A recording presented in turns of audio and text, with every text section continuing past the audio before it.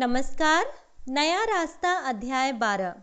देखिए, अध्याय 11 में हमने पढ़ा था कि जब मीनू के पिताजी की तबीयत खराब हो जाती है तो वो अपने घर वापस मीरापुर जाती है और 1 सप्ताह तक पिताजी के साथ रहती है और उनकी देखभाल करती है।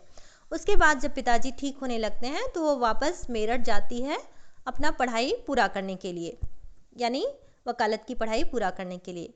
और फिर माँ उसे आशीर्वाद देती हैं और उसके मंगल भविष्य की कामना करती हैं। यहाँ तक हमने पढ़ा था। अब आगे की स्टोरी देखिए। मायाराम जी के घर में शादी की तैयारियां धूमधाम से चल रही थी। अब देखिए, मायाराम जी यानी कि जो अमित के पिताजी थे, जो मीनू को देखने के लिए आए थे और वे मना कर दिए कि हमें मीनू नहीं, आशा पसंद है। वे हैं मायाराम जी। तो मायाराम जी के घर में शादी की तैयारियां धूमधाम से चल रही थी। अमित की शादी होने में सिर्फ 1 महीना ही तो रह गया था, इसलिए जेवर कपड़ा सब कुछ अभी ही बनवाना था। कितने कार्ड छपवाए जाएंगे, किन किन को बुलाना होगा, जिन्हें बुलाया जाएगा उन सबको क्या क्या देना होगा, सभी बातें निश्चित की जा रही थी। मायाराम जी अपनी पत्नी से विवाह के प्रत्येक कार्य में सलाह ले रहे थे। शादी जब होती है तो उसके लिए काफ़ी तैयारियां करनी पड़ती हैं। पहले वही सब चीज़ें अमित के यहाँ पे चल रहा है। तो मायाराम जी ने अपनी पत्नी से कहा, अमित की माँ, यह बताओ शादी के बाद प्रीति भोज करना है या नहीं। तो उनकी पत्नी ने उत्तर दिया, प्रीति भोज यानी जो हम रिसेप्शन करते हैं ना, शादी के बाद में लड़के लड़की को स्टेज पर बिठाते हैं और फिर लोगों को खिलाते पिलाते हैं और लड़के लड़की को लोग देख करके अपना आशीर्वाद देते हैं। तो उनकी पत्नी ने उत्तर दिया, वैसे हमारे यहाँ शादी के बाद तो दावत होती नहीं है, पहले ही मढ़े पर सब बिरादरी वालों और जान पहचान वालों को खाना खिला देते हैं। देखिए, उनकी पत्नी ने क्या उत्तर दिया। उन्होंने बोला, उनकी पत्नी ने बोला, वैसे हमारे यहाँ शादी के बाद तो दावत होती नहीं है, पहले ही मढ़े यानी कि शादी के एक दिन पहले ही हम अपने यहाँ लोगों, जितने भी बिरादरी वाले लोग हैं, जितने भी हमारे रिलेटिव हैं, हम उनको खिला देंगे। तो ऐसा वो बोल रहे हैं कि पहले ही मढ़े पर सब बिरादरी वालों और जान पहचान वालों को खाना खिला देंगे। यानी उनके कहने का मतलब है कि हम लोग शादी के एक दिन पहले ही लोगों को खिला पिला देंगे। तो पिताजी यानी मायाराम जी बोलते हैं कि परंतु यह तो सोचो कि आजकल शादी के बाद ही दावत दी जाती है। यदि हम लोग प्रीति भोज नहीं देंगे तो दुनिया वाले क्या कहेंगे। फिर बड़े घर की लड़की आ रही है, दावत नहीं देंगे तो सब लोग बातें बनाएंगे। तो उनकी पत्नी बोलती है, तो ठीक है, दावत बाद में ही हो जाएगी और आप अमित से भी सलाह कर लें, वह क्या चाहता है, ऐसा उनकी पत्नी ने कहा। तो पिताजी बोलते हैं कि अमित तो शादी के बारे में कुछ बता ही नहीं रहा है, बस इतना ही कह देता है कि जैसा आप उचित समझे वैसा ही कर लें, मैं तो कुछ जानता नहीं हूँ इस बारे में। तो उनकी पत्नी बोलती है, तो दावत शादी के अगले दिन ही हो जाएगी, पर यह तो बताओ कि बहू के लिए जेवर कपड़ा क्या क्या खरीदना है। अब देखिए पिताजी क्या बोलते हैं यहाँ पे कि देखो अमित की माँ, मायाराम जी ने ऐसा उत्तर देते हुए देखिए क्या बोला कि हम लोग 2 सेट और 4 कंगन सोने के चढ़ा देंगे। तो उनकी पत्नी को इतना जेवर थोड़ा कम सा लगा, क्योंकि तो इसलिए वे एकदम से बोल पड़ी, बस इतने ही गहने चढ़ाओगे, एक अकेला ही तो बेटा है, इकलौती बहू के लिए इतना जेवर कम है। हमारे समय में 1-1, 2-2 किलो सोना चढ़ाया जाता था। तभी मायाराम जी गुस्से में बोल पड़े, 1 किलो सोना चढ़ाने की बात करती हो, 1 किलो सोने के जेवर पता है कितने रुपयों के आएंगे, कम से कम 2.5 लाख रुपयों के। कहाँ से आएगा इतना पैसा। अब आज के समय में तो 2.5 लाख भूल जाइए, ना जाने कितनों के आएंगे, काफ़ी महंगा हो गया है सोना। तो उनकी पत्नी 2.5 लाख रुपए का नाम सुनकर चौंकी और बोली, कितनी कमाई बढ़ गई है आजकल, बताओ पैसे की कोई कीमत तो रही ही नहीं है। तो कुछ देर सोचने के बाद वह वापस से बोली, अच्छा तुम एक काम करो, जितना तुम खरीद सकते हो उतना खरीद लो, कुछ सोना मैं अपने पास का दे दूंगी, उससे सरिता के लिए नए फैशन के जेवर बनवा देना। तो पिताजी बोलते हैं यानी मायाराम जी बोलते हैं, तुम अपना सोना दोगी चढ़ाने के लिए। नहीं नहीं, अपने बुढ़ापे के लिए रखो अपना सोना, ऐसा मायाराम जी ने उन्हें समझाते हुए कहा। तो उनकी पत्नी बोलती है मायाराम जी की कि मैं क्या करूँगी इस बुढ़ापे में जेवर का, बुढ़ापे में कोई जेवर पहनकर थोड़ी ना सजूंगी, वैसे भी सब बहू बेटे के ही काम आएगा। तो उनके पति बोलते हैं यानी मायाराम जी बोलते हैं, तुम बड़ी ना समझो अमित की माँ, बुढ़ापे में यदि अपने पास कुछ होता है तो सेवा भी अच्छी हो जाती है, कम से कम बच्चों को जेवर पैसों का लालच तो हो ही जाता है। तो उनकी पत्नी बोलती है, देखिए बड़े विश्वास के साथ उनकी पत्नी ने देखिए क्या उत्तर दिया, मेरा बेटा अमित ऐसा नहीं है, बहुत ध्यान रखता है वह मेरा, देखना वह बुढ़ापे में हमारी सेवा करेगा। तो मायाराम जी बोलते हैं, तुम अपने बेटे के बारे में जानती हो परंतु आने वाली बहू के बारे में नहीं जानती हो, यदि बहू तेज हुई तो बेटा क्या करेगा, है ना। तो मायाराम जी की बात सुनकर उनकी पत्नी की समझ में कुछ कुछ आई। वह बोली, हाँ यह बात तो सही है, ठीक है जितना जेवर तुम खरीद सकते हो उतना ही चढ़ा देना, पर हाँ एक बात का ध्यान रखना, बड़े घर की लड़की आ रही है, थोड़ा ज़्यादा जेवर ही खरीद लेना, कम जेवर चढ़ाएंगे तो कहीं हमारी नाक न कट जाए, है ना। तो मायाराम जी बोलते हैं, नाक नाक किस बात में कटेगी, जितना पैसा अपने पास होगा उतना ही जेवर चढ़ाएंगे। तो उनकी पत्नी बोलती है, ठीक है, अच्छा यह बताओ कि साड़ियाँ कितनी खरीदनी हैं। तो मायाराम जी बोलते हैं कि 11 साड़ियाँ चढ़ा देंगे बहू को। तो उनकी पत्नी बोलती कि बस 11 साड़ी ही, कम से कम 21 साड़ियाँ तो चढ़ानी ही चाहिए, तुम अपनी बदनामी करवाओगे क्यों, इतने बड़े घर में बेटे का रिश्ता किया है, बड़े घर की लड़की को चढ़ाना तो अच्छा ही पड़ेगा। धनीमल जी भी तो 5 लाख रुपया लगा रहे हैं, 5 लाख रुपए में तो अच्छे से अच्छा सामान देंगे। मायाराम जी देखिए कुछ उत्तेजित से होकर बोले, वे चाहे कुछ भी दें, हमने उनसे कुछ कहा नहीं है, न ही हमने उनसे कुछ मांगा है, उन्होंने स्वयं इतना पैसा शादी में लगाने के लिए कहा है, और जहाँ तक हमारी ओर से शादी में चढ़ाने की बात है, हमारे पास जितना होगा हम उतना ही जेवर कपड़ा चढ़ाएंगे। मायाराम जी के उत्तेजित होकर बोलने से अमित और उसकी छोटी बहन मधु कमरे में आ गए। उन्हें लगा न जाने किस बात पर उनके पिताजी इतने उत्तेजित हो गए, यानी गुस्से में आ गए। अमित की माँ उठकर बाहर चली गई। मायाराम जी ने अमित और मधु को अपने पास बैठाया और उनसे कार्ड छपवाने के लिए सलाह लेने लगे। तो अमित तो मधु का इकलौता भाई था, मधु चाहती थी कि वह अपने भाई की शादी में अपनी सभी सहेलियों को बुलाए, इसलिए उछलते हुए वह बोली, भैया 30 कार्ड तो मुझे भी चाहिए, क्योंकि मैं भी अपनी सहेलियों को आमंत्रित करूंगी यानी इनवाइट करूंगी। अभी उन तीनों की बातें चल ही रही थी कि दरवाजे पर घंटी बजी। मधु दरवाज़ा खोलने के लिए दौड़ी, उसे इंतज़ार था पोस्टमैन का। उसने सोचा कि शायद आज उसकी सखी रेखा का पत्र आया होगा। जैसे ही उसने दरवाज़ा खोला, दरवाजे पर धनीमल जी खड़े थे।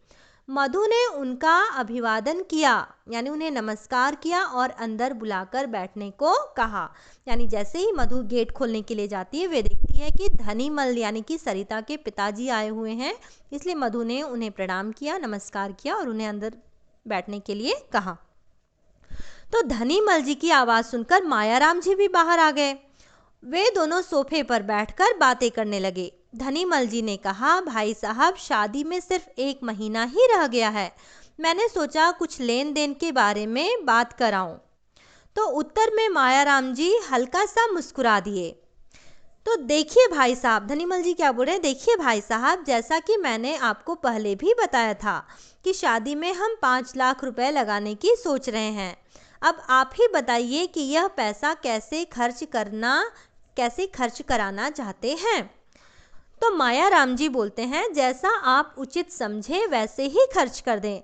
वैसे भगवान की दया से हमारे पास एक रहने योग्य मकान भी है और घर में हर तरह की सुख सुविधा भी है और सामान भी है। तो धनीमल जी ने बड़े ही अंदाज में कहा, भाई साहब यह बात तो आपकी सही है, पर मैं सोच रहा था कि 3 लाख का तो एक फ्लैट में सरिता के नाम कर दूं। फ्लैट का नाम सुनकर मायाराम जी चौंके और बोले, फ्लैट का क्या करना है? अच्छा खासा मकान है हमारा, कमरे भी हैं कई, कोई परेशानी वाली बात नहीं है। तो धनीमल जी बोलते हैं, पर भाई साहब, आजकल के तो बच्चे अलग रहकर ही अपनी गृहस्थी बसाना चाहते हैं। यह बात सुनकर मायाराम जी को क्रोध आ गया और वे गुस्से में बोलते हैं कि तो क्या आप अब यह चाहते हैं कि अमित आपके फ्लैट में जाकर अपनी गृहस्थी बसाएगा? गृहस्थी यानी अपना जो घर बसाएगा, यानी वो अपने माँ बाप को छोड़ करके जो धनीमल जी फ्लैट देंगे उसमें अमित और सरिता रहेंगे। क्या हमने इसी दिन के लिए उसे पालकर बड़ा किया है? तो धनीमल जी बोलते हैं, आप तो नाराज हो गए। धनीमल जी ने ऐसा कुछ कहकर संभाला। तो बात ऐसी है, मैंने अपनी दोनों बड़ी बेटियों को भी एक एक फ्लैट शादी में ही दिया है। इससे उन्हें शादी के बाद गृहस्थी बसाने में किसी प्रकार की समस्या का सामना नहीं करना पड़ा। मैं चाह रहा था कि सरिता को भी एक फ्लैट दे दूं। तो फ्लैट की बात मायाराम जी के दिल में जा चुभी।